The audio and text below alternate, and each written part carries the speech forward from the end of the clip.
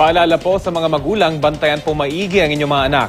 Sa Quiapo, Maynila kahapon, isang batang 3 taong gulang ang nasagip matapos makitang nakabitin sa hagdan sa labas ng isang hotel. Balitang hatid ni Marizu Mali.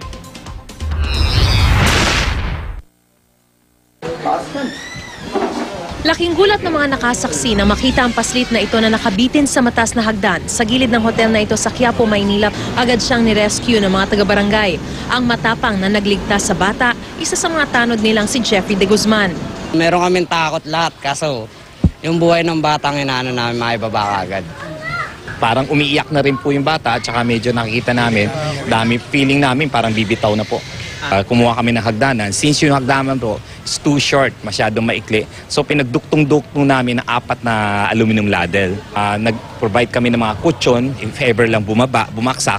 Ayon sa barangay, naka-check-in ang pamilya ng bata sa 11th floor ng City State Hotel. Nakatulog daw ang nagbabantay sa mga bata kaya posibleng nakalabas ng kwarto ang magkapatid na 4 at 3 taong gulang. Nagpa-blotter ang kaanak ng mga bata dahil may 5 oras na raw nawawala ang mga ito. Hanggang matagpuan na ang 3 taong gulang na bata sa hagdan, habang ang kuya nito nakita sa bubong ng hotel. Palaisipan pa rin para sa mga taga-barangay kung paano umabot yung bata sa hagdan sa gilid ng establishmentong ito. Posible raw na nakaakyat yung bata doon sa rooftop at saka siya bumaba at naglambitin doon sa hagdan. Ayon sa mga saksi at pati na rin sa barangay Tanod na nag-rescue mismo sa bata, ay umabot po ang bata hanggang doon sa 8th floor ng naturang gusali. Pero sa ngayon, papapansin nyo na wala na yung hagdan sa gilid ng naturang establishmento, isa sa mga paraan para masigurong hindi na mauulit ang ganitong insidente.